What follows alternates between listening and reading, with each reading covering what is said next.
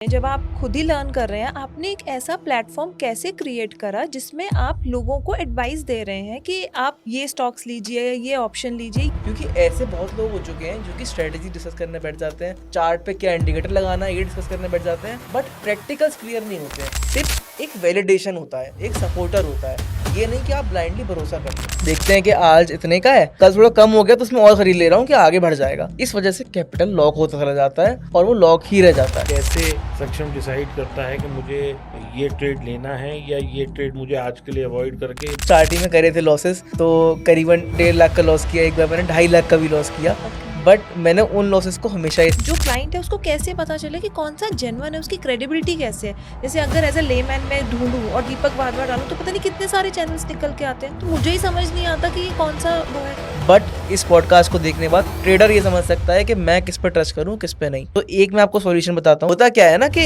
Trader का trust बन जाता है कि यार 50,000 लोग उसको फॉलो कर रहे हैं तो क्यों ना मैं भी कर लूँ। इससे करके कंफर्म प्रॉफिट हो जाएगा, उन पे मर्सिडीज है और जाने क्या है, तो कंफर्म प्रॉफिट हो जाएगा। उसने लगा के देखा और कंफर्म प्रॉफिट की चीज कंफर्म लॉस हो गया, पूरा पूरा कैपिटल खत्म हो गया आज की डेट में।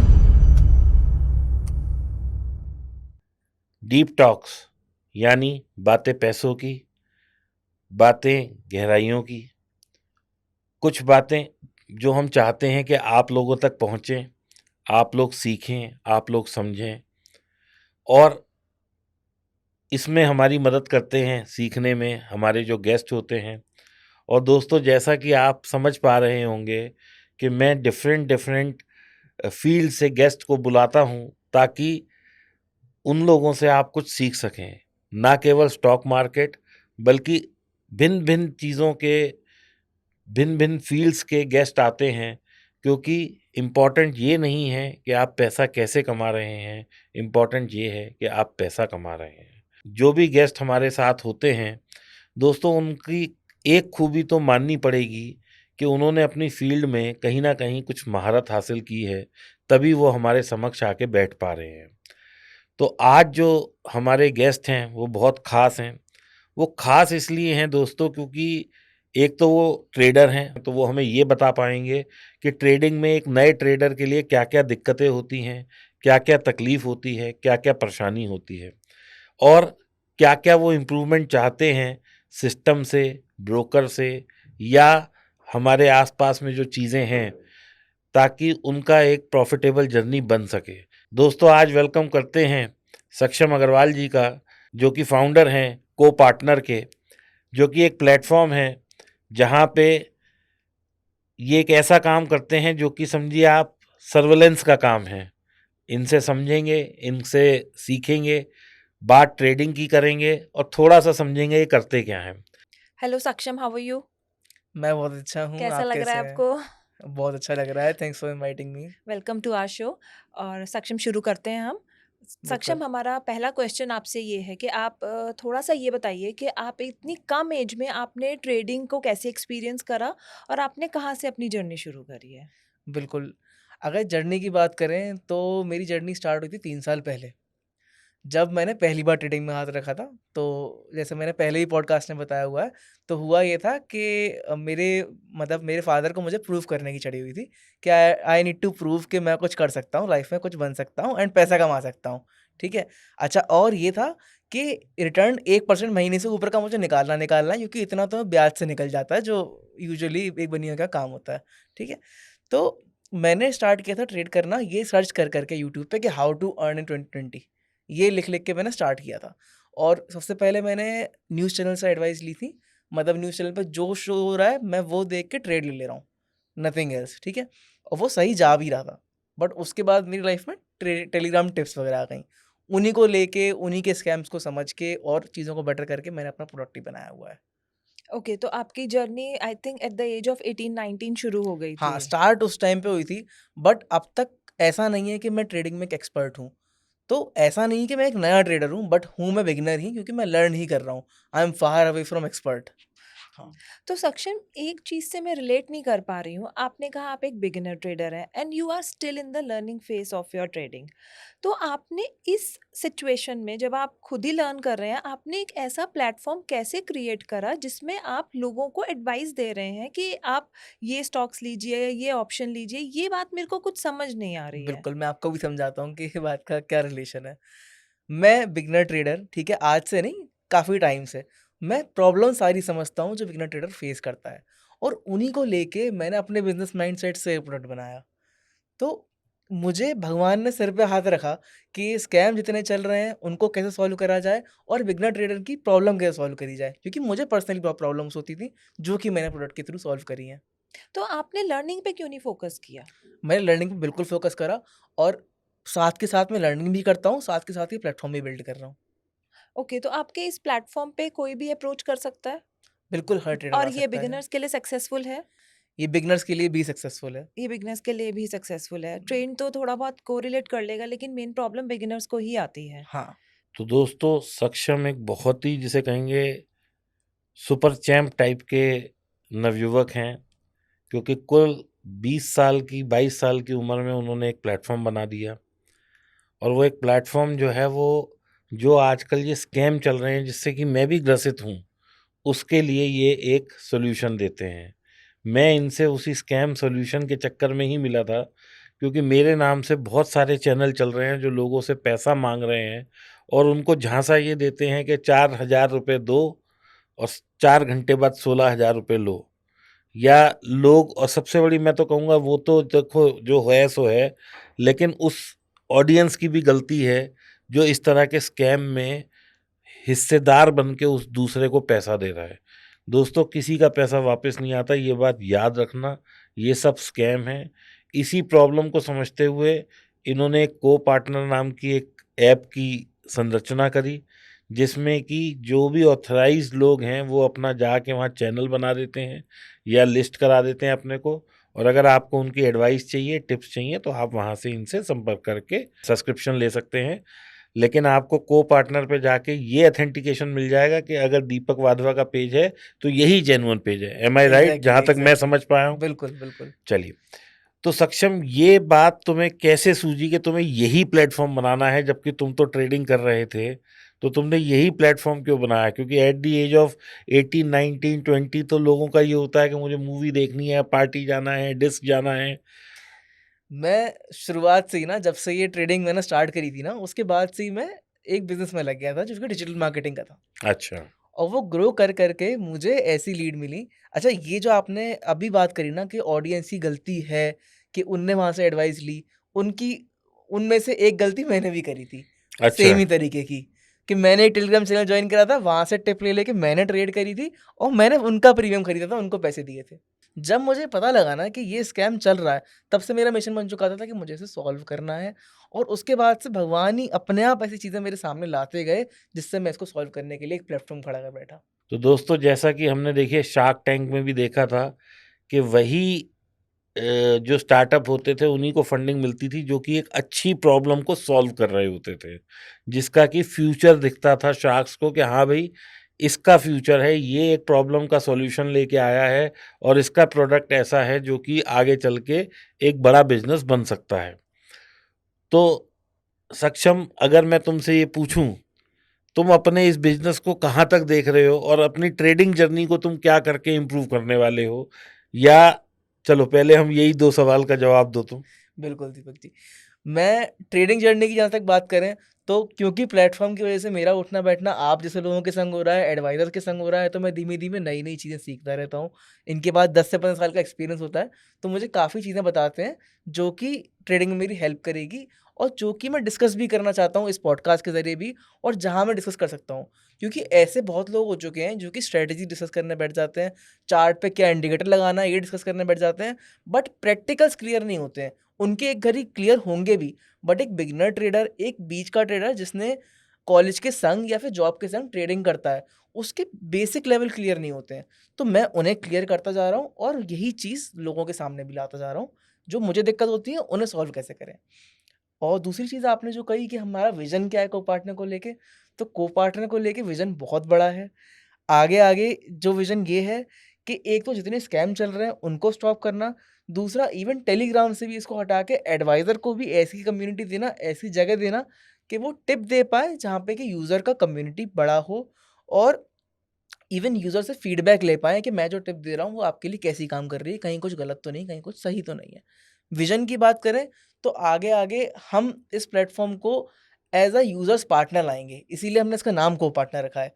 ये हर ट्रेडर का, हर ऐसे व्यक्ति का जिसको अपना पैसा लगाना है और उसका रिटर्न निकालना है, उसके लिए ये एक पार्टनर है, राइट। अभी के लिए इसमें एफ&ओ, इक्विटी और कमोडिटी के एक्सपर्ट्स हैं जो कि रिसर्च एनालिस्ट हैं, सेबी के लाइसेंस्ड। आगे आगे इसमें आईए जो इन्वेस्टमेंट एडवाइजर होते हैं वो भी आने वाले हैं। आगे आगे इसमें इवन रियल एस्टेट जो आरईआईटी फंड्स होते हैं उसके एडवाइजर्स, म्यूचुअल फंड के एडवाइजर्स, मतलब बेसिकली जहाँ पे इंसान का पैसा लग सकता है और रिटर्न बन सकता है, उसके एक्सपर्ट्स हमारे प्लेटफॉर्म पे आके मिल जाएंगे। तो क्या ये सेबी से अप्रूव्ड है या सेबी से मतलब जैसे सेबी रजिस्टर्ड है, क्या ये लीगल प्लेटफॉर्म है?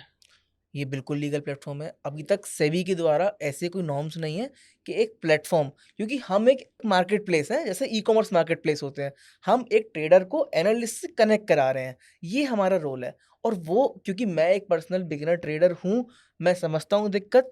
और बाकी दूसरा हम ये नॉर्म फॉलो करते हैं कि जो बंदा हमारे यहाँ आ रहा है वो प्रॉपरली वेरीफाइड हो, सेबी रजिस्टर्ड हो। आगे आगे जिस भी फील्ड में हम लोग लाएंगे, एक्सपर्ट लाएंगे, वो लाइसेंस्ड लोग ही लाएंगे। जिस फील्ड में अभी तक लाइसेंस नहीं हुआ है वहाँ हम लोग ही नहीं लाए।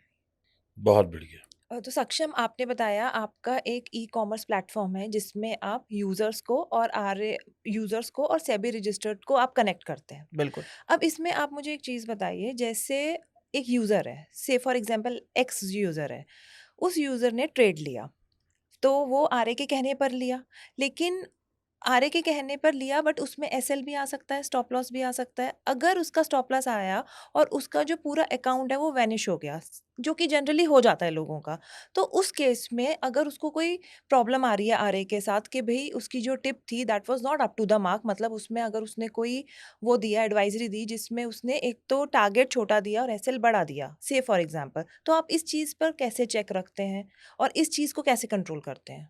बिल्कुल पूजा, मैं इसका आंसर करूँगा आपको। तो मेरे पास कोई ऐसी 4-5 चीज़ें हैं जो मैं बताना चाहूँगा जिससे कि ट्रेडर इस चीज़ से बच सकता है और ये समझ सकता है कि एडवाइज़र से टिप लेने का सही तरीका है क्या? एग्जैक्टली क्योंकि लोगों को यही प्रॉब्लम आती है भाई, वो जब पोजीशन लेते हैं तो कभी तो वो 2 लॉट में ले लेते हैं, कभी वही 4 में ले लेते हैं और बाई चांस जब 4 में लेते हैं तो एसएल आ जाता है तो उनको लॉस ज़्यादा हो जाता है। तो इस चीज़ को कैसे कंट्रोल किया जाए? पहले तो दोस्तों मैं सब लोगों से ये रिक्वेस्ट करना चाहूँगा कि अगर टिप्स लेनी है, बेस्ट तो है कि आप लोग खुद सीखें और करें। अगर फिर भी आपको लगता है कि टिप्स लेनी ही पड़ रही है, तो दोस्तों सेबी रजिस्टर्ड आरए से टिप लें, क्योंकि वो कोई भी टिप्स देगा, चाहे वो बाय देगा, सेल देगा, होल्ड देगा, जो भी देगा, उसका एक प्रॉपर रिकॉर्ड रखा जाता है। सेबी की तरफ से उसको अगर साल के लास्ट में ऑडिट कराना पड़ता है, जो कि आप ऑडिट करा के रिपोर्ट सेबी में सबमिट करते हैं। एक-एक मैसेज की स्क्रूटनी होती है एंड ही इज़ आंसरेबल कि मैंने ये टिप दी, तो मेरे इसके पीछे लॉजिक क्या था। ऐसे नहीं कि आधे लोगों को बाय दे दिया, आधों को सेल दे दिया, तो आधे कन्फर्म हो गए, जैसे कि जनरली टिप्स वाले देते हैं। दूसरा, आजकल एक बहुत बड़ा स्कैम चला हुआ है टेलीग्राम पे दोस्तों, जिसमें कि आपसे पैसा लिया जाता है कि मैं इसका डबल, ट्रिपल, 4 गुना कर दूँगा। कुछ नहीं होता, वो आपका पैसा 100 रुपए भी डूब जाने वाला है। इसलिए ऐसे लोगों से सावधान रहें। तो मैं कंटिन्यू करता हूँ पूजा। मैं आपको बताऊँगा कि इसके सॉल्यूशन क्या है और एडवाइज़र से टिप लेने का तरीका सही क्या है। तो पहली चीज़ जो आपने मेंशन करी कि कैपिटल खो बैठता है, ठीक है? तो मैं ये कहना चाहूँगा हर ट्रेडर को, अगर वो एक एडवाइज़र से टिप ले रहा है, तो उस पे स्टिक करना चाहिए। एक तो किसी एक एडवाइज़र पे गया, दूसरे एडवाइज़र पे गया, दोनों की टिप लेनी शुरू कर दी। एक ही ट्रेडिंग डे में दोनों की टिप ले ली, ये सबसे बड़ी गलती होती है। एक पे ट्रस्ट करें। एक पे ट्रस्ट करे, मतलब अगर एक पे स्टिक कर रहा है, कुछ टाइम उसकी ऑब्जर्वेशन करे, फिर ट्रेड भी लेके देखे, उसके बाद उसे जज करे। ये नहीं कि आपने एक ही दिन में 2 ट्रेड ले ली, जिसकी वजह से मेजरली कैपिटल लॉस होता है। बाकी जो एसएल हिट होने की वजह से होता है, उसका सॉल्यूशन ये है कि आप अपना कैपिटल को डिस्ट्रीब्यूट करके चलो, कैलकुलेटेड रिस्क लो और ये चीज़ कैलकुलेट करके चलो कि ये एडवाइज़र दिन में इतनी टिप देता है। जब आप ऑब्जर्व कर चुके हो कि इतनी टिप आती हैं, उस अकॉर्डिंग अपना कैपिटल निकालना शुरू करो। अगर आप दिन में 4 टिप एडवाइज़र ने दी और आपने उनमें से एक ली और जज कर लिया कि ये खराब है या फिर अपना कैपिटल खो दिया, तो वहाँ ट्रेडर की गलती है रादर देन एडवाइज़र। क्योंकि वो एक ही लॉस में थी, बाकी 4 प्रॉफिट में थी। हाँ, तो वो ओवरऑल प्रॉफिट में निकल और गया। उसमें ट्रेडर ने जज कर लिया उसको, ये चीज़ गलत है, दूसरा अपना कैपिटल खत्म कर लिया, वो चीज़ भी गलत है। अच्छा, एक चीज़ और, कभी भी किसी की भी टिप पे, चाहे वो रजिस्टर्ड हो, चाहे अनरजिस्टर्ड हो, आप ब्लाइंडली भरोसा नहीं कर सकते हो। एक घड़ी के लिए आप टेक्निकल एनालिसिस उनके पे छोड़ भी सकते हो, बट फंडामेंटल एनालिसिस करना ट्रेडर का ही काम है एनी डे। मतलब एक तरह से आप कहना चाहेंगे कि जो आरए एडवाइस कर रहा है तो उसके साथ हम अपनी नॉलेज को भी मिक्स करके तो ही उसे एग्जीक्यूट करें, एग्जैक्टली, ब्लाइंडली किसी पर ट्रस्ट करके नहीं एग्जैक्टली। चलें। आप जाएं, यूट्यूब पे जाएं, सर्च करें, दीपक जी जैसे लोग हैं और ऐसे बहुत लोग हैं जो आपको सिखा रहे हैं कि फंडामेंटल एनालिसिस कैसे करी जाती है, तो उनसे आप सीखें और अपनी एनालिसिस करना शुरू करें और इसको एज अ प्रोफेशन देखें। यार, लोग कहने को तो हो जाते हैं कि मैं ट्रेडर हूँ, बट उसको एज अ प्रोफेशन समझो ना यार। आप एमबीए करते हो, 2 साल लगते हैं करने में, तो उसी तरीके से इसको भी टाइम दो, एनालिसिस सीखो, उसके बाद ही इससे टिप भी लो, उसके बाद ही ट्रेड करो। टिप एक वैलिडेशन होता है, एक सपोर्टर होता है, ये नहीं कि आप ब्लाइंडली भरोसा कर लो। अगर आपकी एनालिसिस और एडवाइजर की टिप मैच कर रही है, तब उस ट्रेड को लो। सक्षम, इसी में से एक क्वेश्चन और निकल कर आता है कि जो बिगिनर्स हैं आजकल उनके लिए बहुत कुछ है, यूट्यूब पे हर जगह है, आप नॉलेज कहीं से भी ले सकते हैं।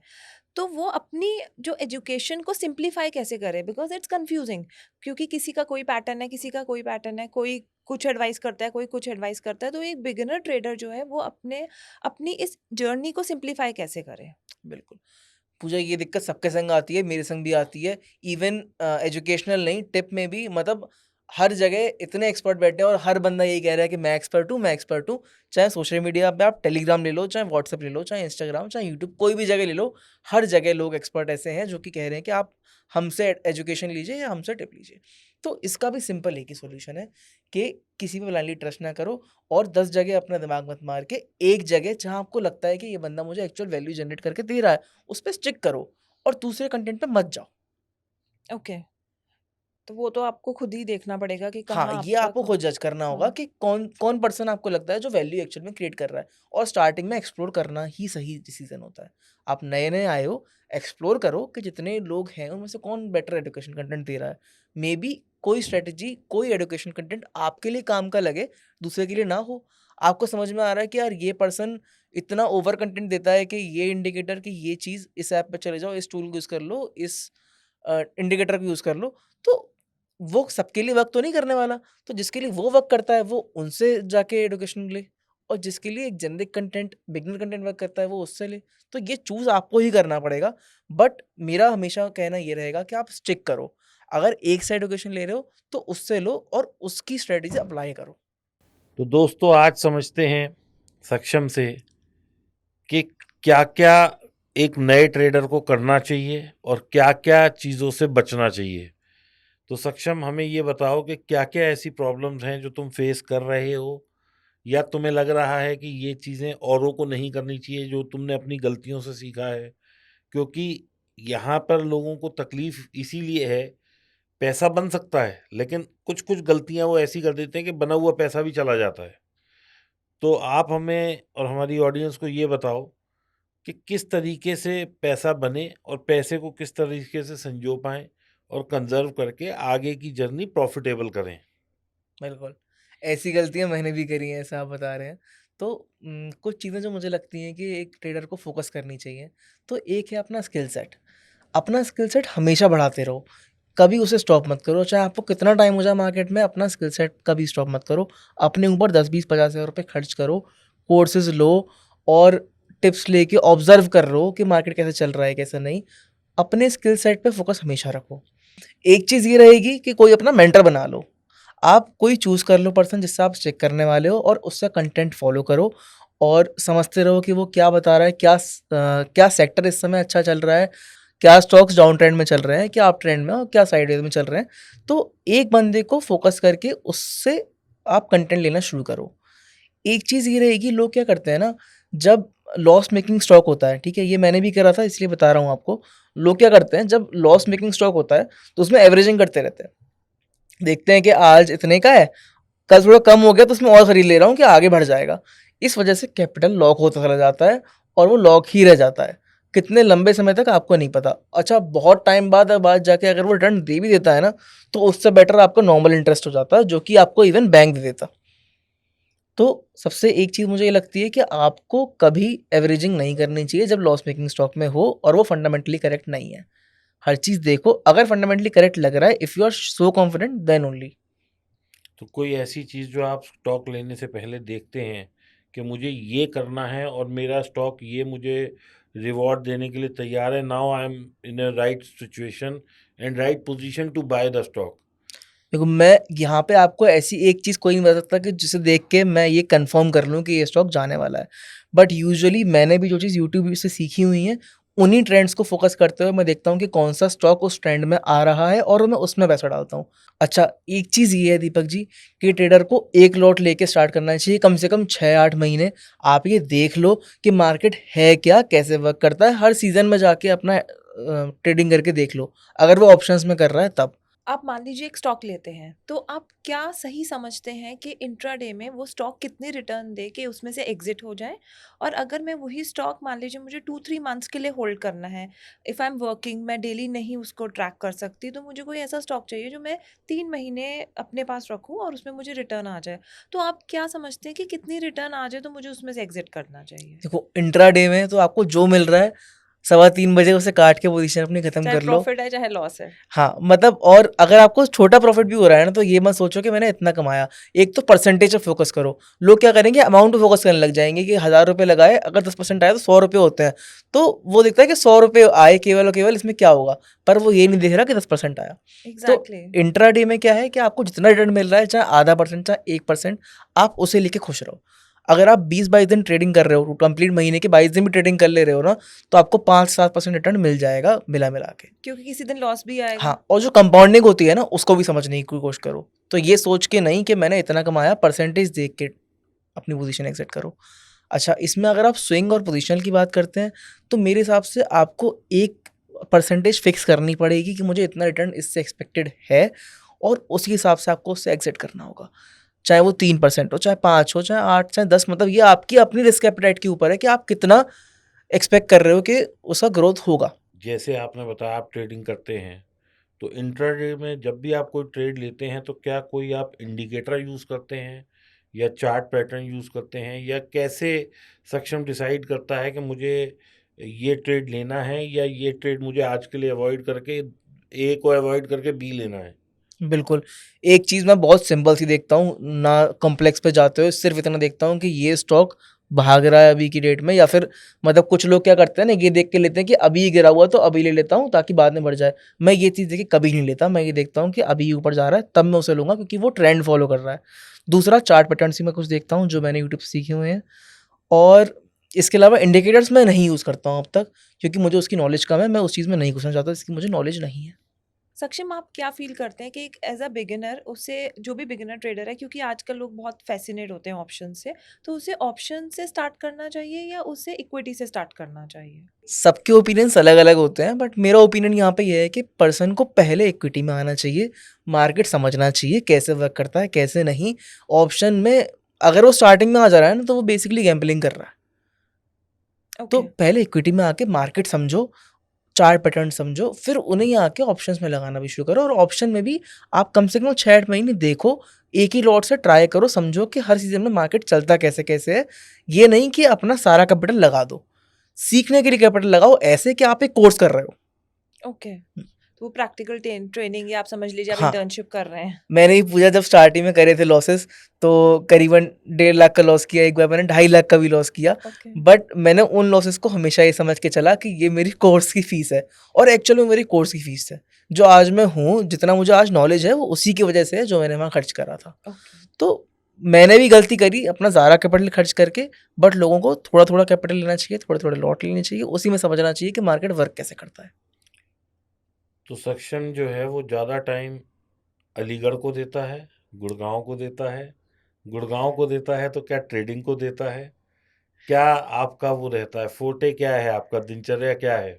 बिल्कुल, मेरी दिनचर्या ये हो जाती है कि मंडे टू फ्राइडे तो ऑफ़िस गुड़गाँव में ही रहना है, और उसमें मज़ा भी आता है। जो चीज़ नहीं बना रहे होते हैं, पता है कि अपने जैसे ट्रेडर को हेल्प कर रहे हैं, तो उसमें मज़ा भी आता है। तो मंडे टू फ्राइडे मैं गुड़गाँव रहता हूँ, और कभी-कभी ऑफ़िस में ट्रेडिंग करता हूँ। कुछ बीच में ऑफ लेता हूँ। फॉर एग्ज़ाम्पल कभी-कभी वेडनेसडे ऑफ लेता हूँ जब मुझे लगता है कि पोज़ीशन सही है, यहाँ मुझे मार्केट के बारे में सीखना है और ट्रेड लेनी है आके। और अगर अलीगढ़ की बात करी जाए तो मैं हर वीकेंड ऑलमोस्ट अपने घर निकल जाता हूँ क्योंकि वहाँ जो प्यार है, जो वहाँ चीज़ है उसको भी आपको मिस नहीं करना चाहिए। वो आपके हेल्दी लाइफ़ बैलेंस के लिए ज़रूरी है। ऐसा कोई पॉइंट जो कि आपको लगता हो कि बहुत ज़्यादा ज़रूरी है आज की तारीख में किसी भी ट्रेडर का जानना, ख़ास तौर से उन लोगों का जो कि नए ट्रेडर हैं, तो ऐसी कोई चीज़ आप बताना चाहेंगे या शेयर करना चाहेंगे, जो कि हमारे यूथ जितने भी लोग देख रहे हैं, उनको थोड़ा-सा प्रेरणा स्रोत की तरह आप मिलें और वो ये आपसे सीखें by the end of this podcast कि भई हाँ, सक्षम ने हमें ये वैल्यू दी, तो कोई भी ऐसे 1, 2, 3, 4 पॉइंटर जो आपको ईज़ी हों बताने में, चाहे वो चार्ट बेस हों, इंडिकेटर बेस हों, प्राइस एक्शन बेस हों या फॉर एग्ज़ाम्पल कुछ और हो जो कि आप हमारे साथ शेयर करना चाहें, तो प्लीज़ बताइए हमारी ऑडियंस को। बिल्कुल दीपक, मैं आपको कुछ चीज़ें बताता हूँ जो मुझे लगता है एज़ अ बिगिनर ट्रेडर ज़रूरी हैं और जो लोग हमारा पॉडकास्ट देख रहे हैं उनको उससे वैल्यू मिलेगी।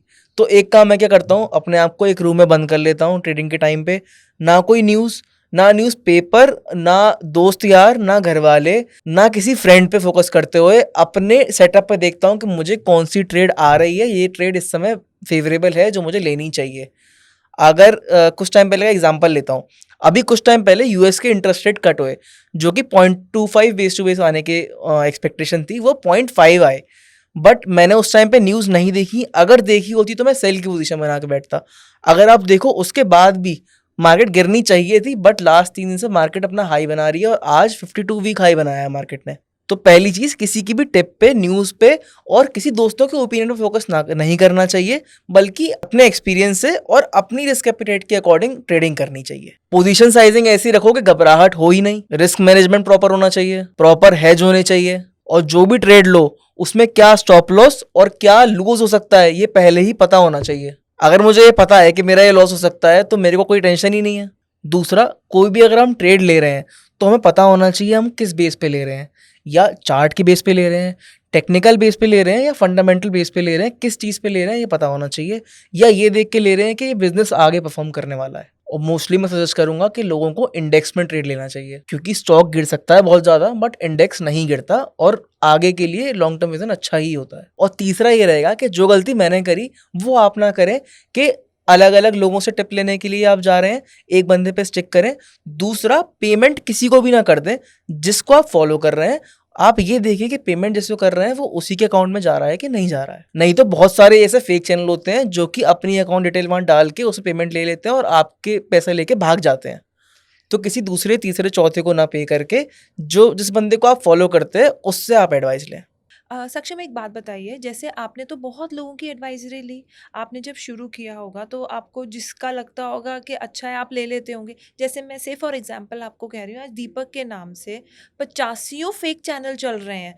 तो ऑडियंस को या जो क्लाइंट है उसको कैसे पता चले कि कौन सा जेन्युइन है, उसकी क्रेडिबिलिटी कैसे है? जैसे अगर एज अ लेमैन मैं ढूंढूं और दीपक वाधवा डालूं तो पता नहीं कितने सारे चैनल्स निकल के आते हैं, तो मुझे ही समझ नहीं आता कि ये कौन सा वो है, जबकि he is not having any channel on the Telegram, लेकिन फिर भी इतने सारे channel with his photo on it, तो क्रेडिबिलिटी कैसे चेक करी जाए? एक सेकंड में यहाँ पे सक्षम आप जवाब दो, उससे पहले अपनी ऑडियंस को दे दूँ। दोस्तों, मेरा कोई भी चैनल नहीं है, मैं किसी से पैसे नहीं लेता। मेरी फ़ोटो लगाना, क्योंकि मैं सोशल मीडिया पे बड़े आराम से अवेलेबल हूँ, तो मेरी फ़ोटो कहीं से भी उठा के कोई भी लगा सकता है। तो ऐसा नहीं है कि वो अगर मेरी फ़ोटो है और मेरा नाम लिखा है, तो वो मेरे चैनल हैं। वो सब फ्रॉड हैं, हम किसी से कोई पैसा नहीं लेते। 1 रुपया भी हम किसी से नहीं लेते कि भई हमसे टिप्स ले लो, हम आपके पैसे को मल्टीप्लाई कर देंगे, हमें पैसा दे दो और अपना 4 गुना, 5 गुना, 10 गुना ले लो। भाई साहब, ऐसी पोंजी स्कीम से बचिए, हम किसी से कोई कलेक्शन नहीं करते। बिल्कुल। तो पूजा, आपने ऐसा बताया ना, तो दीपक जी नहीं, ऐसे हर इंसान के नाम पे चैनल बन चुके हैं जो फेमस हो गया है, क्योंकि उनकी शक्ल यूज़ करनी है, उनका नाम यूज़ करना है, वहाँ क्रेडिबिलिटी बन जाती है। बट इस पॉडकास्ट को देखने के बाद ट्रेडर ये समझ सकता है कि मैं किस पे ट्रस्ट करूँ, किस पे नहीं। तो एक मैं आपको सॉल्यूशन बताता हूँ। आप ये चेक कर लो, कहीं वो बंदा एक्यूरेसी मेंशन कर रहा है क्या? अगर वो बता रहा है कि 95% एक्यूरेसी या फलाना एक्यूरेसी, तो वो कंफर्म फेक है। कंफर्म क्योंकि फेक है क्योंकि accuracy कोई बता सेबी रजिस्टर्ड एक्सपर्ट ये नहीं बताएगा कि मेरी एक्यूरेसी कितनी है, क्योंकि ओके उसकी एक्यूरेसी डिफाइंड नहीं हो सकती। ये बता सकता है कि मेरी इस कॉल की एक्यूरेसी कितनी गई, जो कि एक्चुअली गई होगी, बट ये नहीं कह सकता कि मेरी एक्यूरेसी इतनी है। SEBI doesn't allow. दूसरा आप ये देख लो कि कहीं वो सेबी लाइसेंस नंबर दिखा के पीएमएस फंड तो नहीं करा रहा है। अगर वो ये कह रहे हैं टेलीग्राम के ऊपर कि इतने पैसा दो, मैं इतना रिटर्न लेके दे दूंगा, एक तो गारंटेड रिटर्न हो गया, जो कि सेबी अलाउ नहीं करती है। दूसरा, ये काम वो कभी करेगा ही नहीं, और ये बंदा जो आपका पैसा ले रहा है, ये पैसा लेके भाग जाएगा, ये बात की गारंटी मैं दे रहा हूँ। एक चीज़ आप ये चेक कर सकते हो, ग्रुप पे जाओ, डिस्क्रिप्शन में देखो कि सेबी रजिस्टर्ड नंबर लिखा होगा वहाँ पे। उस नंबर को जाके सेबी की साइट पे सर्च करो, वो निकल के आएगा कि किस एडवाइज़र का है, और फिर उस एडवाइज़र पे तो ये भरोसा करो। ओपन है सबके लिए, आप जाके चेक कर सकते हैं। ये सेबी की साइट सबके लिए ओपन है। सक्षम, एक बात बताओ, जो आदमी मेरी फोटो लगा रहा है, मेरा नाम लिख रहा है, तो मेरा वो भी लगा देगा, लाइसेंस भी लगा लाइसेंस देगा। नंबर भी लिख तो देगा। एक तो उसके सॉल्यूशन में एक दो ही चीज़ें ये हो गई कि आप कहीं एक्यूरेसी वगैरह तो मेंशन नहीं कर रहे हो, और दूसरा ये हो गया कि आप पीएमएस तो नहीं कर रहे हो। एक चीज़ ये हो जाएगी कि हमारा प्लेटफॉर्म जैसे को पार्टनर, उस पे आप आओ, देखो कि वेरीफाइड लोग कौन कौन है, और उनके चैनल ज्वाइन करो, वो वेरीफाइड है। फॉर एग्जांपल, हमारे यहाँ एक बीएन रिसर्च चैनल है। बीएन रिसर्च के नाम से मैं सर्च कर चुका हूँ, कम से कम 15 चैनल चल रहे हैं, और उसमें अच्छे खासे सब्सक्राइबर्स हैं। बट जो चैनल हमारे साइट पे है वो जेन्युइन है, वो वेरीफाइड है। और एक और चीज़ बताऊंगा आपको, क्या होता है, सब्सक्राइबर लैक्स में होंगे, बट उसके व्यूअर कुछ 100-200 होंगे। तो अगर ये दिख रहा है तो भी आप समझ जाना कि इस चैनल में कुछ तो गड़बड़ है। मतलब उसमें बेसिकली कहने फेक का सब्सक्राइबर मतलब दिखाए हैं। दोस्तों ये है ओके। कि सब्सक्राइबर आपको 1000 दिखा के व्यूज अगर 10-5 ही हैं, तो इसका मतलब ये सब्सक्राइबर फेक दिखाए गए हैं, तो आपको उस पर ट्रस्ट नहीं करना है। तो ये हाँ, कैसे कैसे आ जाते हैं फेक सब्सक्राइबर, कैसे दिख ऐसी जाते हैं? ऐसे बहुत ऐसे मैम पोर्टल्स हैं जिसमें आप जाओ, पैसे दो और सब्सक्राइबर्स आ जाएंगे। वो फॉलो ड्रॉप हो जाएंगे, फिर दोबारा दे दो, फिर दोबारा आ जाएंगे। होता क्या है ना कि ट्रेडर का ट्रस्ट बन जाता है कि यार 50,000 लोग उसको फॉलो कर रहे हैं, तो क्यों ना मैं भी कर लूँ। तो जैसे कि सक्षम, अब हम अंत की तरफ बढ़ रहे हैं, तो हम आपसे चाहेंगे कि 2-3 एक सलाह कोई ऐसी दो, 2-3 तो चलो ज़्यादा हो जाएगी, जो हर किसी को फॉलो करनी चाहिए, चाहे वो नया ट्रेडर है, एक्सपीरियंस ट्रेडर है, जो जिससे कि वो आगे चल के एक प्रॉफिटेबल जर्नी में अगर है तो उसको कंटिन्यू कर सके, अगर लॉस मेकिंग ट्रेडर है तो लॉस से प्रॉफिट में कन्वर्ट हो जाए। तो कोई ऐसा एक गुरु ज्ञान जो आप समझते हो कि आपने एक्सपीरियंस किया और आप सबको साथ साझा करना चाहते हो, तो वो बताओ। तो 2 चीज़ दीपक जी ये रहेंगी बताने को, जो मेरी सलाह है वो हर ट्रेडर के लिए है। एक तो बिना एनालिसिस के टिप मत लो, अपनी एनालिसिस करो, अपने आप पे भरोसा करो, किसी और पे भरोसा मत करो। किसी की टिप पे ब्लाइंडली भरोसा मत करो, और अनरजिस्टर्ड से तो लेनी ही नहीं है। सेबी एक्सपर्ट से भी ब्लाइंडली भरोसा नहीं करो, ठीक है? मेरा एक फ्रेंड था वो, दीपक जी, तो हुआ क्या, उस बंदे पे कैपिटल कम था। उस पे अराउंड 1 लाख रुपए कैपिटल था केवल और केवल, और उससे वो ऑप्शन में लगाया जा रहा था। अब लगा के उसका लॉस हो गया और वो पहुंच गया 40,000। उसने घर से और पैसा ले लिया, कहीं ना कहीं से निकाल के और पैसा ले लिया, और मुझे फ़ोन करता है, यार अब तक इतना लॉस हो गया, बट मेरे एक चाचा हैं, वो स्टॉक मार्केट में ट्रेड करते हैं, उनने मुझे ऐसे ऐसे A to Z स्ट्रेटेजी बताई है, इससे करके करंट कंफर्म प्रॉफिट हो जाएगा। उन पे मर्सिडीज है और जाने क्या है, तो कंफर्म प्रॉफिट हो जाएगा। अब मैंने कहा भाई ऐसा कुछ नहीं होता, किसी की भी स्ट्रेटजी से ऐसे कंफर्म प्रॉफिट नहीं होता, अपना एनालिसिस कर तब देख। उसने लगा के देखा, और कंफर्म प्रॉफिट की जगह कंफर्म लॉस हो गया, पूरा कैपिटल खत्म हो गया आज की डेट में। उसके बाद घर वालों को लिए पैसे दिखाने के लिए नहीं है कि वो गए कहाँ। तो ये चीज़ कभी गलती ना करें, अपनी एनालिसिस करें, अपने आप पे भरोसा करें। दूसरी चीज़ मैं कहना चाहूँगा ये होती है, स्टॉप लॉस हमेशा लगाएं। जो लोग सोचते हैं कि बिना स्टॉप लॉस लगाए हम ट्रेड ले लेंगे, वो चीज़ बहुत गलत है। इवन मैंने ये गलती करी थी, मेरे संग दीपक जी क्या हुआ, मैं एक बार ट्रेड में पैसा लगा के बैठ गया, और अगले दिन ही देखा तो डिके की वजह से। तो ये मेरे संग ही हुआ था दीपक जी, एक ऑप्शन में अपना पैसा लगा के बैठ गया, और एक रात बीती, अगले दिन सुबह मेरा पूरा वाइप आउट हो चुका था। तो ये गलती कभी ना करें, स्टॉप लॉस ज़रूर लगाएं। अच्छा, एक चीज़ मुझे एडवाइज़र ने जो बताई हैं वो ये रहती हैं कि आप स्टॉप लॉस ट्रेलिंग पे भी ध्यान दें। मैंने उन्हें अपनी दिक्कतें बताई, उनने कहा कि यार तुम प्राइस एक्शन और वॉल्यूम को नहीं देखते हो। मैंने कहा ये क्या चीज़ होती है? तो उनने कहा कि मार्केट की साइकोलॉजी को समझो और उस अकॉर्डिंग ट्रेड करो। दूसरा कि ट्रेलिंग स्टॉप लॉस लगाओ। मेरे संग क्या हुआ, मैंने एक स्टॉक लिया, वो 5% बढ़ा, मैंने बेच दिया बिना कुछ देखे, बिना स्टॉप लॉस भी नहीं लगाया था, बिना कुछ देखे मैंने बेच दिया, जबकि वो कुछ टाइम बाद 10 से 15% ऊपर हो गया था। तो इस केस में मुझे स्टॉप लॉस ट्रेलिंग लगानी चाहिए थी। मतलब जैसे जैसे मेरा प्राइस ऊपर जा रहा है, मुझे अपना स्टॉप लॉस भी ऊपर करते जाना था, ताकि अगर नीचे आए तब बिक जाए, बट नहीं तो ऊपर का मैं प्रॉफिट ले पाऊँ। दोस्तों, मैं आप लोगों को आसान भाषा में समझा देता हूँ कि ट्रेलिंग स्टॉप लॉस क्या होता है। मान लीजिए हमने कोई ऑप्शन 100 रुपये में बाय करी, 120 आ गया, तो मैं अपने एसएल को उठा के 100 पे ले आया। अब ये 120 है, ये 100 है। अब जैसे जैसे ये ऊपर जाता जाएगा, मेरा स्टॉप लॉस भी ऊपर जा रहा है। ये 10 पॉइंट ऊपर गया, मैंने 10 पॉइंट एसएल ऊपर कर दिया। ये 10 पॉइंट ऊपर गया, मैंने ऐसे कर दिया। तो इसमें क्या होता है दोस्तों कि आप ट्रेंड पूरा खा सकते हो। और इसमें कई दफ़ा ऐसा भी होता है कि 100 वाली चीज़ 200 आ गई, और 200 से वो 180 आई, तो 180 पे हमारा एसएल कट गया। तो जहाँ हम 20-30 पॉइंट लेने वाले थे, वहाँ हमने 80 पॉइंट की राइड ले ली। ठीक है जी, बिल्कुल, तो बिल्कुल, बिल्कुल बिल्कुल, यही बिल्कुल। है। आपने एक बहुत अच्छे वे में समझाया। तो दोस्तों, ट्रेलिंग एसएल, एसएल, एजुकेशन, यही सब चीज़ें हैं जो कि हम लोगों को समझनी है। हमें समझनी चाहिए ट्रेड लेने से पहले भी और ट्रेड लेने के बाद भी। ग्रीड और होप, ये 2 चीज़ें हैं जो आपके शत्रु हैं, इनसे बचिए। अच्छी तरीके से आप अपने आप को एजुकेट करिए, टाइमली स्टॉप लॉस लगाइए। एक स्टॉप लॉस का उदाहरण मैं, अगर आप इजाज़त दें तो दे दूँ। बिल्कुल, बिल्कुल। आपने कोई ऑप्शन 500 में ली, 450 पे उसका एसएल है, निकल जाइए। वो 400 आ गई, 380 आ गई, 200, 350 आ गई, वो 350 से घूम के फिर 380 आ गई, तो वहाँ पे एक छोटे एसएल के साथ दोबारा पोजीशन बना लीजिए। बजाय इसके कि 500 से हम 350 तक बैठें, बेटर है कि एक बार वो नीचे आ रही है, मैंने छोटा एसएल ले लिया, मैं नीचे आने की वेट कर रहा हूँ, और जैसे ही वो ऊपर आया, रिवर्सल आया, मैं दोबारा घुस गया। इस बार जो मेरा वो होगा, वो उसी टाइम का जो लो होगा, वो मेरा एसएल है। अगर ये लो कटेगा तो कोई बात नहीं, अगर लो को मार्केट रिस्पेक्ट कर रहा है और यहाँ से दोबारा 500 आ गया, तो मैं एटलीस्ट लॉस से बचूंगा, और मैं छोटा लॉस लिया है, मैंने बड़ा लॉस नहीं लिया।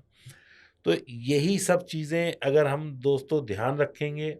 दूसरा, जैसा इन्होंने बताया, वो इनकी ट्रेडिंग जर्नी का पार्ट मैं नहीं कहूँगा, लेकिन वो इनका काम है, वो इनका जॉब है, को पार्टनर, जिसमें कि ये लोग ये बताते हैं कि आप अगर को पार्टनर से वेरीफाइड आरएस। आरए से जुड़ेंगे या एडवाइज़र से जुड़ेंगे, तो एटलीस्ट ये आपको श्योरिटी रहेगी कि आप एक जेन्युइन आदमी से जुड़े हैं। गारंटी वहाँ भी नहीं है कि प्रॉफिट होगा या लॉस होगा। सेबी रजिस्टर्ड एडवाइज़र भी लॉस दे सकता है।